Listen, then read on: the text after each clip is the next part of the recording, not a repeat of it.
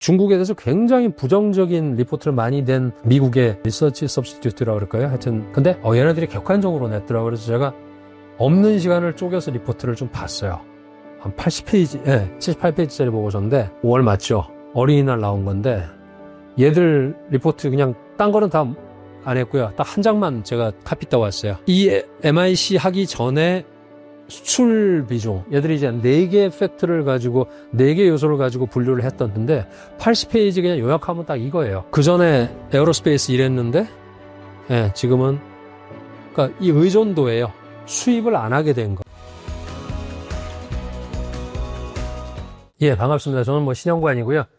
지난주 수요일 날 장에서 와서 이번에는 좀 한 일주일 정도 있습니다. 모레 다시 또 나가고 모레 나가는 것도 아마 장해주고 세미나가 있어서 그런데 제가 지금 왔다 갔다 하면서 제가 하는 얘기는 이런 좀 중국의 기회, 제가 보고 있는 거, 휴머노이드 로봇, AI, 그리고 요즘 많이들 물어보시는 BYD 이런 거 하고. 근데 제가 가서 듣는 거는 100% 휴머노이드 로봇 플러스 AI 플러스 휴머노이드 로봇. 전기차는 요즘 저는 좀 덜 보고 있는 것 같고요. 그래서 제 그냥 동선은 그렇습니다. 서울, 상하이, 베이징, 선전, 항저우. 이 4개 도시만 돌아다니고 있는데 정말 한국에서는 몰라요. 지금 어떻게 변해가고 있는지, 중국이 어떻게 가고 있는지 이렇게 말씀드리고 쭉 넘어갈게요. 그러면 중국이 지금 제가 보는 견제에서는 지금 미국하고 중국의 싸움은 누가 더 막장이냐의 싸움인 것 같고요. 이게 중국어로 제가 하이라이트 해놓은 거 있잖아요. 란이에요, 란. 란이라는 게 뭐냐면 막장이에요, 그냥. 그래서 비란더 시다이, 그러면 누가 더 막장인가를 비교하는 시대로 우리가 살고 있다. 그래서 밑에 있는 건 쭉 이런 얘기들인데 제가 항상 하는 말씀드리지만 둘이 찢어지는데 참 비용이 많이 들어가요. 그래서 둘이 찢어지는 비용이 미국은 인플레이션으로 들어가고 그 대가를 치르고 중국은 디플레이션으로 대가를 치른다. 그래서 둘이서 서로 거꾸로 대가를 치르고 있어요. 그래서 중국은 그래서 너무 싸요. 지금 모든 게 싸요. 샹하이에 제 조카도 왔다 가고 가끔 오시는 분들이 와가지고서 여기 다녀가신 분도 계시겠지만 사실 서울하고 비교해서 비싼 거 드시거나 보시려고 그러면 되게 비싼데 싼 거 보시려고 그러면 굉장히 쌉니다. 그래서 스펙트럼이 넓기 때문에. 근데 전반적으로는 물가가 안 올라가고 이게 이제 중국의 가장 큰 문제예요. 중국이 다 좋다는 거 절대 아닙니다. 중국 문제 되게 많아요. 근데 이런 지금 중국의 문제를 덮을 만큼 미국이 헛발질을 해주고 있는 그런 현상이 과연 중국에게 우리에게 유리할 거냐 불리할 거냐에 대한 판단은 각자가 하실 것 같고요. 저는 트럼프가 해주고 있는 이런 막장의 이 드라마 같은 이런 부분들이 중국에는 그들의 좀 부족과 결핍을 메꿔주는 그런 계기가 될 수 있다. 그렇게 보고요. 시작은 이거인 것 같아요. 결국 세계화 40년 동안의 극단적인 부의 양극화 문제를 지금 중국과 미국이 서로 덮고 있는 것 같아요. 그래서 원래 중국이 내야 되는 비용과 미국이 내야 되는 비용이 여기서 서로 상쇄돼서 플러스 마이너스 똔똔되고 있는 건데 실제로는 1%의 사람들이 가져간 거의 30% 가까운 지금까지의 성장의 과실 40년간에 쌓인 이 돈, 이런 부분들이 결국 트럼프라든가 좀 크로니 캐피탈리즘에 있는 사람들 같은 경우는 그것을 메꾸기 위해서라도 중국을 갖다가 때려잡아야 되는 상황이고 중국은 내부적인 문제 때문이라도 이것을 극복을 해야 되는 상황인 것 같고 이제 이게 한 큰 틀이라 그러면 이게 이제 엘리펀트 커브라고 하는 이 이론이죠. 근데 중국은 그럼 어떠냐? 중국은 지금 이런 상황이거든요. 중국은 원래부터가 왼쪽에 있는 그런 상황에서 오른쪽으로 갈 수밖에 없는, 그리고 지방정부가 부동산 잡아돌리던 시절이었고 중앙정부는 다 지방으로 밀어두던, 그래서 지방정부의 그런 뷰티 컨테스트가 지금 부동산 문제도 가져온 거고 부채 문제도 가져온 거거든요. 지방정부에서 잡아 돌리다 보니까 통제가 안 됐어요.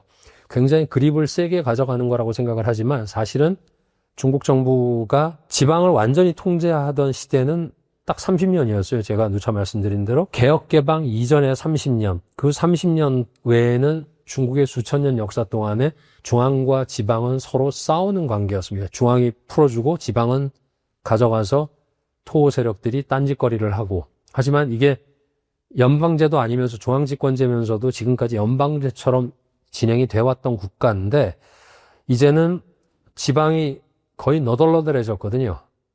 그렇게 너덜너덜해진 상태에서 중앙밖에 할 게 없으니까 중앙에서는 이것을 잡고 뭔가를 잡는다는 건 돈이에요. 대출도 중앙에서 해야 되고 재정도 중앙에서 해야 되고 지금까지처럼 지방정부가 뭘 할 수 있는 시대가 끝나갔기 때문에 중앙으로 이동을 한다. 그리고 제조업에서 서비스업으로 가야 되고 국유기업이 작동하던 것이 일괄적으로 국가에서 지령을 내렸다 그러면 이제는 민간기업, 그래서 1월 27일 날 민간기업 좌담회도 있었던 거고 이런 변화입니다. 근데 제가 가장 관심을 가지고 있는 거는 융자의 시대에서 투자의 시대로 들어가는데 이게 잘 나가다가 작년 9월에 잘 나가고 해서 주가도 한 업스테이지가 되고 올라갔다가 트럼프가 올라오면서 이제 이 스텝이 꼬이기 시작한 거예요, 중국도. 트럼프가 뭐 중국 스텝만 꼬은 게 아니죠. 전 세계 스텝을 다 꼬고 있으니까. 그렇기 때문에. 근데 아까 말씀드렸듯이 막장으로 가고 있기 때문에 우리가 계속 확인하듯이 트럼프가 하고 있는 일이 중국에 100% 불리한 건 아니다. 처음에는 불리할 거라고 봤는데 아닌 것 같아요. 그래서 트럼프가 도와주고 있다는 게 이제 중국의 상황이면 미국은 그러면 어떠냐? 미국은 이게 이제 미란 리포트죠. 미란 보고서에서 나왔던 건데 미국이 못하고 있는 건 이거예요. 딴 거는 다 미란 보고서에서 한 대로 통화로 할래, 관세로 할래, 관세로 할래. 그죠? 그리고 이런 계획에 따라서 할래. 근데 미란 보고서의 결론은 이건데 제가 여기 이제 하이라이트 한 게 정교하게 설계하고 시장의 신호 관리를 해야 된다는데 여러분 아시지만 미국이 신호 관리를 제대로 했습니까? 아니에요. 정교하게 했나요? 못했어요. 결국은 계획은 아이들이 방학 계획하듯이 했지만 실행을 못했고 결론은 지금까지는 헛발질을 참 많이 하고 있어서 시장이 교란이 왔고 그래서 주가와 채권과 외환이 다 흔들렸죠. 삼중살이였잖아요. 트리플 플레이를 당했으니까 이런 상황이기 때문에 지금 중국도 못하는 게 되게 많아요. 거시정책이 지금하고 달라져야 되는데 이렇게 하겠다고 했었는데 지금 중간쯤에 서 있는 것 같아요. 저도 이게 작년 7월에 20기 3중전에 할 때에 이렇게 가면은 정말 좋겠다라고 했었는데 미국의 트럼프가 바꿨듯이 시진핑의 중국은 여기서 일로 가는 게 이거 저도 한 10년 갈 거라고 봤는데 그래도 초기에는 조금이라도 빨리 가서 이렇게 올 줄 알았는데 지금 한 이 정도 있는 것 같아요. 그냥 트럼프 때문에 그런 것 같아요. 트럼프의 영향. 그래서 소비로 가려고 그러는데 소비로 가는 거는 아시지만 돈 줘가지고서 소비를 하게끔 하는 게 인간의 행동과 생각을 바꾸는 거기 때문에 시간이 많이 걸립니다. 근데 투자는 어떤가요? 투자는 그냥 오늘 삽질 시작하면은 내일이라도 GDP가 올라오잖아요. 그렇기 때문에 이쪽에 주저하는 경제학자라든가 관료들이 아직도 뒷다리를 잡고 있는 것 같아요. 그런 분석이 많이 나옵니다. 그래서 최근에 제일 많이 나오는 중국에서 나오는 얘기가 제조업 2025는 이제 끝났잖아요. 뒤에서 말씀드리겠지만 이제는 2030 소비로 가야 된다는 이론을 갖다 굉장히 많이 얘기합니다. 2030 소비. 근데 그게 이제 이쪽에 있는 그림일 텐데 만만치가 않아요. 내부적인 저항도 심하고 개혁에는 항상 뒷다리 잡는 애들이 있고 그 뒷다리는 지금 기득권이라고 할 수 있죠. 그쪽도 뭐 공산당이지만 공산당 내에도 파벌이 있지 않겠습니까? 결국 여러 사람들이 서로 이렇게 싸우고 있는 과정인 것 같은데 결국은 가야 될 길은 맞다. 그래서 갈 건데 소비 말고도 제일 어려운 게 바로 이거죠. 테크. 그죠?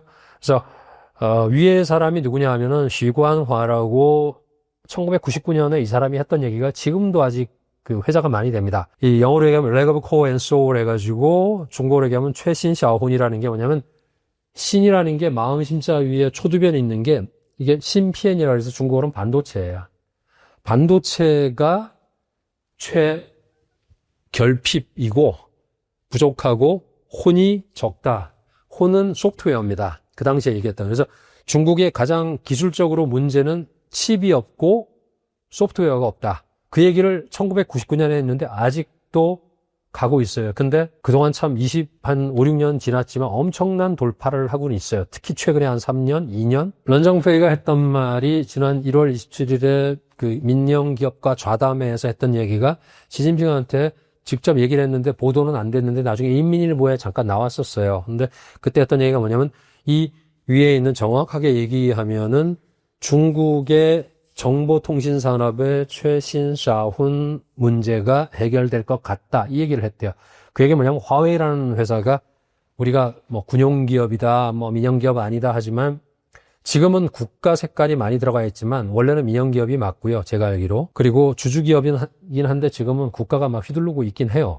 근데 어쨌건 지금 중국에서는 원탑입니다. 우리 삼성하고 현대를 합친 것만큼의 국민적인 지원을 받고 있는 것 같고 정부의 지원을 받는 게 화웨이인데 그 화웨이의 런정페이 회장이 했다는 얘기는 상당한 돌파가 이루어지고 있다는 것이고 저는 이거는 이런 사람들의 어떤 그 말은 뭐 일부 뭐 이코노미스트나 애널리스트의 말이 아니에요. 이 사람들이 하는 거는 중국에서 이 사람들의 지위는 제가 볼 때 거의 뭐 정부의 굉장히 뭐 고위 관계자들의 발언하고 똑같다고 보는데 그 정도면은 뭔가 나왔다는 얘기인데 최근에 계속 확인이 되고 있긴 해요.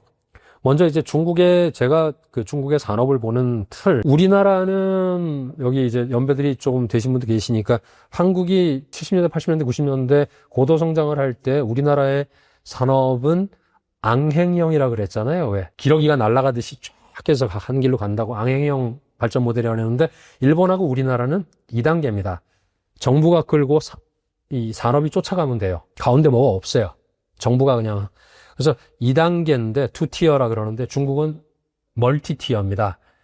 정부가 있고 집행하는 부서가 있고 지방정부가 있고 지방정부 밑에도 중앙정부 국유기업이 있고 지방정부 국유기업이 있어서 쫙 해서 보면 4단계, 5단계, 최소한 3단계가 같이 움직입니다. 그걸 지금 말씀드리고 있는 건데 중앙이 결정하고 국무원이 제정하고 지방이 집행하는데 가운데 다 국유기업과 민영기업과 지방기업이 다 들어가 있는 거예요. 그래서 한 번에 이렇게 딱 가는 게 아니라 다단계, 그 피라미드 다단계처럼 움직이는데 그걸 이제 멀티티어라고 제가 표현을 했는데 이 멀티티어가 시작이 된 것이 대표적인 게 중국 제조 2025, 메이드 인 차이나 25죠. 근데 공신부가 주도를 하긴 했는데 공업신식, 아까 제가 쉬관화라고 얘기했던 그 부서죠. 우리는 보면 정보통신부인데 거기서 했는데 20개 부서가 같이 추진한 거예요. 그리고 제가 볼 때 중국 제조 2025가 2015년에 시작이 됐잖아요. 10년을 했죠. 이거는 엄청나게 성공한 걸로 판단이 됩니다. 그리고 대부분의 언론 미디어나 외국 기업들도 이거를 굉장히 인정을 해주는 것 같아요. 근데 이들이 제조업 2025를 많이 얘기 안 한 거는 2018년 이후에 한 2, 3년 지나면서부터는 얘기를 거의 안 했어요. 로톤으로 했는데 왜냐하면 하도 무슨 제국주의로 가는 뭐 어쩌고저쩌고 이런 얘기도 했었고 다른 나라 기업들 어렵게 한다 이런 얘기도 했지만 어쨌건 이들의 성과는 인정할 수밖에 없는 게 뭐 10개 테크에다가 230여 개 서브 테크 기술 뭐 이런 걸 다 토탈을 했을 때 뭐 86%를 성취를 했네. 이런 분석들이 많아요. 미디어 뭐 BBC, 뭐 사우스 차이나 모닝 포스트 많은데 가장 이제 제대로 분석한 거를 제가 최근에 봤어요. 사실 5월에 나온 보고서인데 로디온 그룹이라고 혹시 들어보셨습니까? 중국에 대해서 굉장히 부정적인 리포트를 많이 낸 미국의 리서치 서브스티튜트라고 그럴까요? 하여튼 근데 얘네들이 객관적으로 냈더라고요. 그래서 제가 없는 시간을 쪼개서 리포트를 좀 봤어요. 한 80페이지, 78페이지짜리 보고서인데 5월 맞죠? 어린이날 나온 건데 얘들 리포트 그냥 딴 거는 다 안 했고요. 딱 한 장만 제가 카피 따왔어요. 이 MIC 하기 전에 수출 비중, 얘들이 이제 4개 팩트를 가지고 4개 요소를 가지고 분류를 했던데 80페이지 그냥 요약하면 딱 이거예요. 그 전에 에어로스페이스 일했는데 지금은 그러니까 이 의존도예요. 수입을 안 하게 된 거. 이건 비슷하죠. 우리 애들 그 성적표도 이렇게 안 나와요. 그렇죠? 근데 이 국가가 10년 만에 움직이는데 그리고 로보틱스 한번 보세요. 제가 그러니까 이거를 중국 애들이 했다 그러면 또 안 믿고 그죠? 중국 사람이 했다 그러면 또 뭐라 그럴 텐데 이 로디엄 그룹은 보시면 아시겠지만 미국의 그냥 띵크탱크들이 하는 얘들이 그냥 객관적으로 한 거예요. 그러고서 이렇게 변했다. 그러니까 수출이 줄어들었죠. 그러니까 이 얘기는 거꾸로 얘기하면 국산화를 이렇게 했다는 건데 이것도 일부 산업만 나온 거니까 수출이 줄어들었다. 그러니까 미운 거예요. 수출을 해대든. 근데 하나가 빠진 게 리포트에서 굉장히 중요한 부분이 나왔던 게 그럼 어떻게 했느냐? 기술을 훔쳤느냐? 아니요. 외국 기업들을 들어오게 하고 외국 기업들이 중국 안에서 만들게 하면서 거기서 뭐 안에다 가둬놓고서 기술을 빼가거나 카피뛰긴 더 쉬울 거 아니겠어요? 작전을 잘 짠 거예요. 지금에 와서 뭐 뱉어내라 그런 것도 못하는 거고 이미 결과는 이렇게 됐고 그러다 보니까 이제 미국의 저런 전략도 변하는 거고 여러 가지 이제 대응 방안도 나오는 거 이해도 되고 하는데 이런 추세로 보면은 막을 거는 딱 아직 열린 거는 딱 하나죠. 여러분도 느끼고 저도 알듯이 반도체 그죠? 반도체 중에서도 하이엔드 쪽에 고사양의 반도체 이런 거는 빼놓고 나머지는 다 게임셋이라고 봐야 될 것 같고요. 근데 이제 산업이라는 게 이런 것들이 그냥 나왔냐? 절대 아니거든요. 이런 것들이 어떻게 나왔냐? 제가 옆에 산업정책 해가지고서 중앙 주도의 산업정책, 중국어로는 이제 조조, 티아오티아오라 그러는데, 티아오티아오 화이콰이 해서 티아오티아오 화이콰이가 우리로 말하면 날줄과 시줄이에요. 경도, 위도 할 때, 날줄과 시줄. 이게 중국이 기가 막히게 되고 있다는 겁니다. 근데 그렇게 보는 사람이 없어서, 제가 지난번에 대외정책연구원 키예프하고 뭐 이렇게 할 때도 이런 거 가지고 좀 연구하는 국가기관이 있었으면 좋겠다라고 했는데, 티아오티아오, 중앙, 콰이, 지방, 우리로 말하면 수직, 수평, 이거를 갖다가 예술적으로 가지고서 꼭 우리 어망에 물고기 낚을 때도 큰 놈 잡을 때는 좀, 그죠?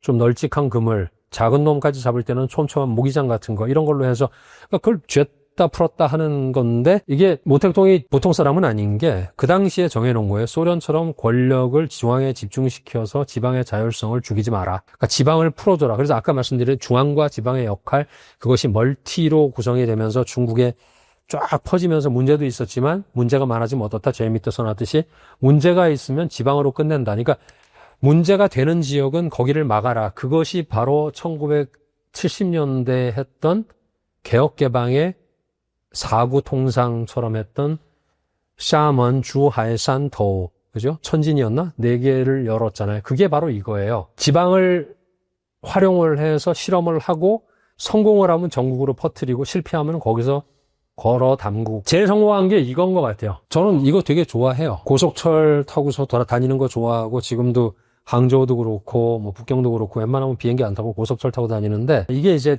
얘들의 8종 8행이죠. 8종 8행 8시 해가지고 8종횡을 8시간 안에 끊어라. 명확하잖아요. 888. 여기가 8시간이거든요. 이건 12시간인데 이거는 고속철은 아니에요. 그리고 이제 이쪽으로는 못 가니까 티벳이니까 고속철이 못 갈 거고 이게 쭉 해서 기차는 있지만 티벳까지. 근데 이렇게 쭉 해놓으면 어딜 가도 그냥 고속철로 다닌다. 근데 여기 이제 사람과 돈이 흐르는 길을 뭐 이게 철도길일 텐데 지금은 거의 완료가 돼가고 있는 것 같아요. 7만 킬로가 목표라는데 지금 4만 6천 킬로니까 아직 아마 2만 몇천 킬로 남아있는 것 같은데 그거는 연결만 하면 될 것 같고 어쨌건 큰 그림을 그리는데 이것도 역시 2025에서 핵심 산업이었고요. 지금 남은 거 이제 반도체입니다. 반도체인데 5G 뭐 AI 쫙 다 들어가지만 결국은 최근에 나온 돌파는 그림에 나와 있는 기린 X90 이게 이제 지금 초미의 관심사죠. 이게 과연 5나노냐. 화웨이가 5나노 칩을 SMIC에 외주를 줘가지고 설계는 화웨이의 제조는 SMIC가 했다는 설. 그리고 화웨이의 노트북이 나왔죠. 폴드라고 해서 600만 원짜리 노트북이 나왔어요. 한국 돈으로. 그래서 제가 IBM 노트북을 쓰는데 조금 돼서 이제 바꾸려고 하는데 마침 걔가 나와서 그걸 사야 돼 말아야 돼 고민하고 있는 게 왜냐면 하모니 시스템이거든요. 그러니까 우리는 이런 윈도우 시스템하고 애플의 iOS 오퍼레이팅 시스템만 썼잖아요. 세상은 두 개잖아요. 그죠? 애플하고 윈도우, 마이크로소프트하고 애플 두 개인데 하모니가 화웨이가 나왔는데 저도 최근에 안 게 화웨이의 하모니 OS가 이미 중국 국내에서 2위로 올라섰대요. 그저께 뉴스에 나왔어요. 저 그래서 설마 하고 봤더니 이미 1억 대와 작년에만 4,500만 대의 휴대폰이 팔렸고 그게 이제 다 OS가 하모니 OS고 그러니까 중국 사람들은 이미 그걸 그 사람들이 제가 볼 때 애국심으로 절대 하는 사람들 아니거든요. 저는 그렇게 이해합니다. 애플이 왜 그렇게 성공했냐 그러면 그때 애플이 세계 최강이었고 제일 편해서 그랬던 건데 애플을 쓰는 사람도 화웨이로 넘어오고 있다는 비율이 꽤 높대요. 그게 뭐냐면 저도 써봤지만 제가 이제 화웨이 휴대폰을 지금 쓰고 있어요. 이제 뭐 애플도 쓰고 있지만 근데 최근에 제가 집에 가는 길에 화웨이 매장이 있어서 이제 가면서 좀 시간 났으면 들어가서 하는 게 내가 과연 이 OS를 갖다가 쓸 수 있을까 해가지고 매장에 있는 애들하고도 얘기도 하고 하는데 첫째 OS 문제가 아니고 하드웨어가 너무 쓸만해요. 하여튼 얘들 조금 달라지고 있는 게 곳곳에서 보여서 제가 좀 할 말이 앞으로 계속 많아질 것 같아요. 혼이 없고 영혼이 없고 뭐 기술이 없다 이랬던 거에서 근데 그게 바로 이런 정책들 때문이다. 이런 정책들이 쫙 타고 들어가는데 정책의 비효율성도 많고 삽질도 많이 했는데 그 삽질 자체가 이제 조금씩 좀 이렇게 커팅이 되고 있는 것 같고요. 근데 밑에 해놓은 게 이제 이 싸이캐리어라는 회사는 못 들어보셨을 거예요. 비상장사고 선전에 있는 싸이캐리어라는 회사인데 이게 신천시의 국유기업이에요. 그리고 얘들이 지금 싸이캐리어가 뭘 하고 있냐면 화웨이하고 아삼육이 돼가지고 싸이캐리어는 EUB를 지금 만들려고 하는 최첨단의 첨병이 되고 있는 애인데 이 싸이캐리어하고 화웨이의 조합으로 인해서 혹시 저거 들어보셨습니까? 이게 멀티 패터닝 해가지고 몇 번 자르는 거 있잖아요. 이제 그런 식으로 해서 하는 그 기술을 갖다가 등록을 한 회사가 싸이캐리어라서 일단 그게 기술 노선이 하나가 있고 나머지 기술 노선도 얘들이 한다는데 EUB를 만드는 그 루트는 지금 제가 들은 것만 한 4개 있어요. 하얼빈 공대 팀이 움직이고 있고 절강대, 저장다쇼라고 해서 왜 최근에 절강대 출신들 유명하잖아요. 유니티 로봇이라는 애들. 거기 절강대 라인이 있고 또 하나 청와대 라인이 있고 하나가 화웨이 싸이캐리어 노선이에요. 그래서 4군데가 같이 가는데 얘네들이 지금 같이 합쳐질 수도 있다. 그러니까 전부 동북하고 뭐 항주, 절강성, 선전 그리고 북경 이렇게 하고 있는데 이걸 합쳐가지고서 새로운 어떤 뭐 LPP, LDP 이런 너무 어려운 얘기 안 드릴게요. 하여튼 다른 기술을 통해서 미국이라든가 네덜란드라든가 이런 쪽에서 태클 못 걸게끔 하는 그런 것까지도 계속 얘기가 되고 있나 봐요. 그래서 세미나를 가서 이렇게 얘기할 때는 낙관적으로는 안 봅니다. 그 친구들도 굉장히 보수적으로 얘기를 하는데 문 걸어 닫고 얘기를 할 때 들어보면은 한 3년 정도는 걸리지 않겠냐 이런 얘기해요. 근데 미디어에서는 막 하반기에 나온다 이런 얘기 하는데 그거는 좀 비전문가들의 이 조회수 올리는 그런 거 같고 어쨌건 곳곳에서 움직이고 있는데 제일 오른쪽에 있는 거는 엑스링 51이라고 왜 최근에 샤오미가 3나노 칩을 만들었잖아요. 근데 샤오미랑 화웨이는 근본적으로 다른 게 화웨이는 지금 자기가 할 수밖에 없어요. 모든 제재가 다 걸려 있어가지고 화웨이의 전체 계열사가 미국에 어떤 것도 못 가져오니까 얘는 그냥 고립무원에서 독고다이를 띄어야 되고 근데 샤오미는 TSMC에다 외주 줘가지고서 3나노를 만들었는데 중요한 거는 얘들이 설계를 했다는 거죠. 3나노 칩을. 설계를 해서 TSMC에 이렇게 만들어줘 해가지고 그렇게 나온 칩이에요.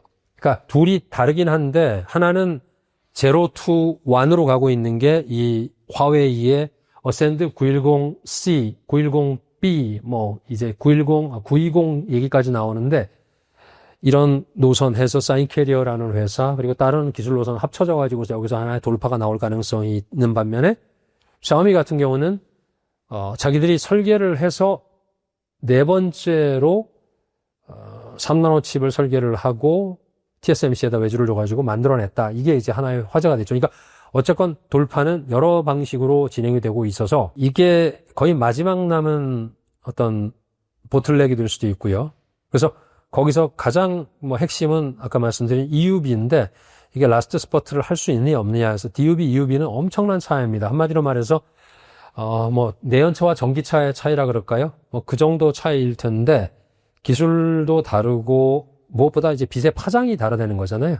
그렇죠? 빛의 크기가 길이가 다르기 때문에 훨씬 더 전력이 세야 되고 그래서 구조도 복잡하고 EUB는 오른쪽에 보시듯이 ASML도 17년 걸려서 100억 달러 이상을 투자해서 만들었는데 니네가 되겠어? 라고 하고 있는데 점점 좀 불안해하고 있는 것 같아요. 미국, 유럽 쪽에서. 근데 뭐 우리가 그걸 판단할 건 아닌데 심지어 우리는 이런 걸 생각조차 못하는데 4, 5년 전부터 이걸 준비를 하고 있고 앞으로 3년 정도 지나면은 되지 않겠느냐는 낙관적인 예측들이 나오고 있기 때문에 그렇게 되면 ASML이 17년 걸린 거 7, 8년에 만들어내는 거니까 역시 또 하나의 스토리가 되겠죠. 중국의 웨이퍼 생산 공장은 참 많습니다. 이거는 제 자료가 아니고 이 책이 지금 나왔을 거예요. 저는 이 책에 대한 설명을 할 때 직접 들었었는데 엽국광 박사라고 해서 이분이 반도체 업계 쪽에서 그러니까 한국이 오해가 참 심한 게 우리나라 기술자들 다 빼간다. 뭐 삼성에서 SK 하이닉스에서 다 빼갔다 이러지만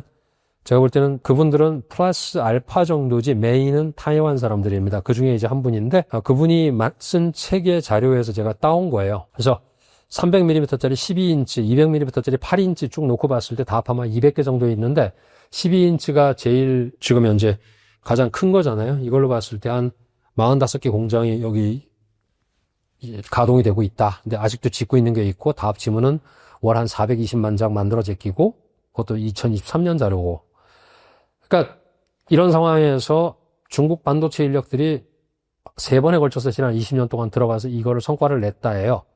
그래서 대표적으로 SMIC의 창업자도 있고 지금 현재 SMIC CEO인 량멍숭이라고, 이 사람은 우리 삼성에서도 있었죠. 삼성에 14나노 할 땐가 7나노 할 땐가 저 사람이 가서 만들었을 거예요 아마. 그리고 그걸 갖다가 이제 이 반도체 버티컬로 봤을 때 반도체 이 장비 쪽으로 봤을 때 대만 인재들이 기여한 게 이 정도라는 게 이제 그분의 그 주장이에요. 뭐 업계에 계신 전문가 그리고 대만 사람의 주장이니까 한국에 있는 유튜버에서 보시는 분들보다는 저는 이분들의 전문성이 훨씬 높다고 봐요. 중국이기 때문에.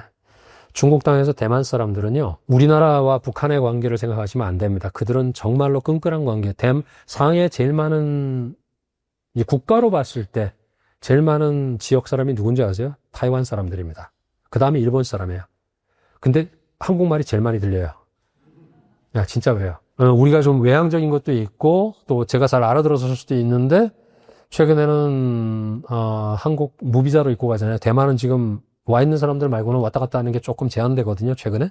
근데 저분들은 월급, 그러니까 취업 비자를 받고 들어오는 대만 사람들은 많아요. 그래서 상하이에 가면은 포동 지역에 가면 대만 사람들이 이제 집단적으로 많이 거주하는 지역도 있는데 극히 일부랍니다. 그래서 다른 지역에 많이 퍼져 있고 일설에는 100만이라는 얘기도 있는데 대만이 공관이 없잖아요. 그렇죠? 국가로 인정을 안 하니까 뭐 대만 영사관 이런 게 없으니까 정확히 몰라요. 근데 적어도 한국이 지금 상해 몇 분이 있는지 아세요? 저처럼 장기 거주하는 사람 8만. 지금은 만이랍니다. 제가 지난주에 요즘 한국 사람 많이 늘었냐 그랬더니 지금도 만 조금 넘는데요. 제가 기억하기로는 8에서 10만이 맥스로 많았어요. 그만큼 이제 우리랑은 물리적으로도 그렇지만은 조금 멀어진 상황인데 다행인 거는 무비자 시행하고 나서 한 달에 8만, 일주일에 2만. 그러니까 뭐 52주니까 곱하면은 그래도 굉장히 많이 오시는 건데 다행한 거는 젊은이들이 많이 온대네요. 예. 친구끼리 3, 4, 5 해서 인증샷을 찍는 뭐 이런 것도 많이 있는데 어쨌건 그들이 와서 보고 변해가는 거에 대해서 좀 더 받아들이면 분위기가 좀 더 나아지지 않을까. 근데 대만 사람들은 어쨌건 굉장히 많습니다.